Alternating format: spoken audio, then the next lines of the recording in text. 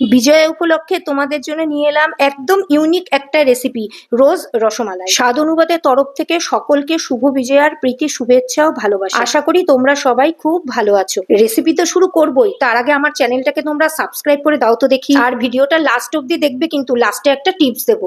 রোজ রসমালাই করার জন্য প্রথমেই গ্যাসে 1 লিটার দুধ খুব ভালো করে ফুটিয়ে গ্যাস থেকে নামিয়ে রাখলাম। এদিকে আগে থেকেই একটা বাটিতে 3 টেবিল স্পুন ভিনিগারের সাথে 3 টেবিল স্পুন নর্মাল জল মিশিয়ে রেখে দিয়েছি। এবার অল্প অল্প করে ওই ভিনিগার মেশানো জলটা দুধের মধ্যে দিতে লাগলাম আর হাতা দিয়ে নাড়াতে লাগলাম যতক্ষণ না পর্যন্ত সম্পূর্ণ ভালোভাবে ছানাটা কেটে যায়। এবারে একটা চালনির মধ্যে সুতির কাপড় বিছিয়ে ছানাটাকে আস্তে আস্তে খুব ভালো করে ছেঁকে নিলাম। ছেঁকে নেওয়ার পর ওই ছানাটা ঠান্ডা জল দিয়ে 3-4 বার করে ভালো করে ধুয়ে নিলাম, যাতে টক ভাবটা একটুও না থাকে। ছানা শুদ্ধ কাপড়টাকে মুঠো করে ধরে হাত দিয়ে চেপে চেপে খুব ভালো করে ছানার জলটা ছেঁকে নিয়ে তারপরে একটা ভারী কিছু চাপা দিয়ে রেখে দিতে হবে। এবারে রসগোল্লা তৈরির জন্য গ্যাসে কড়াই চাপিয়ে তাতে চিনি আর জল দিলাম।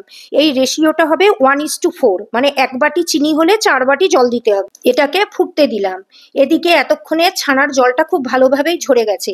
ছানাটাকে একটা প্লেটের ওপর ওই কাপড় থেকে বার করে নিয়ে হাতের সাহায্যে খুব ভালো করে মাখতে লাগলাম, এবং কিছুটা মাখার পর ওই ছানার মধ্যে 1 টেবিল স্পুন চিনি এবং 1 টেবিল স্পুন ময়দা দিয়ে তার মধ্যে 1 চামচ মতো গোলাপ জল দিয়ে খুব ভালো করে মেখে নিলাম।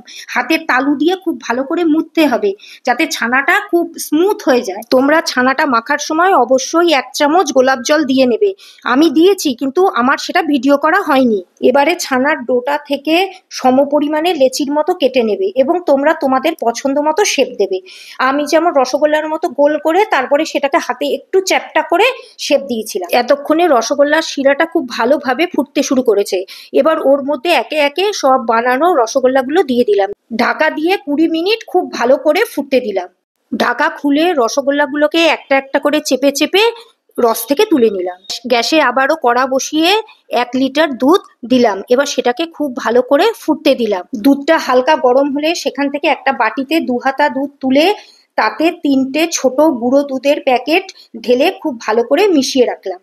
কড়াতে দুধ ফুটে উঠলে আগে থেকে কুচিয়ে রাখা কাজু, পেস্তা, আমন্ড তাতে মিশিয়ে দিলাম এবং খুব ভালো করে নেড়ে চেড়ে দুধটাকে আবারও ফোটাতে লাগলাম। ফুটন্ত দুধের মধ্যে চিনি মিশিয়ে অপর দিকে গুঁড়ো দুধ মেশানো দুধের বাটিটার মধ্যে 1 চামচ গোলাপ জল আর 1 ড্রপ মতো রেড ফুড কালার মিশিয়ে সেটা কড়াইয়ের দুধের মধ্যে খুব ভালো করে নেড়ে চেড়ে মিশিয়ে দিলাম। দুধটা ঘন হয়ে এলে বানানো রসগোল্লাগুলো একে একে ওই দুধের মধ্যে ছেড়ে দিলাম এবং খুব ভালো করে ফুটিয়ে নিলেই রেডি হয়ে গেল রোজ রসমালাই। ভিডিওটা ভালো লাগলে একটা লাইক করে দিও। যারা চ্যানেলটা এখনো সাবস্ক্রাইব করোনি, চ্যানেলটা সাবস্ক্রাইব করে নিও, তাহলে আরো অনেক ইউনিক রেসিপি দেখতে পাবে। তোমাদের ছোট্ট একটা টিপস দিয়ে রাখি, ছানাটা না কখনোই ভিনিগারে কাটাবে না, তাহলে ছানাটা শক্ত হয়ে যাবে। ভিনিগারে সবসময় জল মিশিয়ে কাটাবে, তাহলে ছানাটা নরম হবে। নরম হলে মিষ্টিটাও খুব নরম হবে।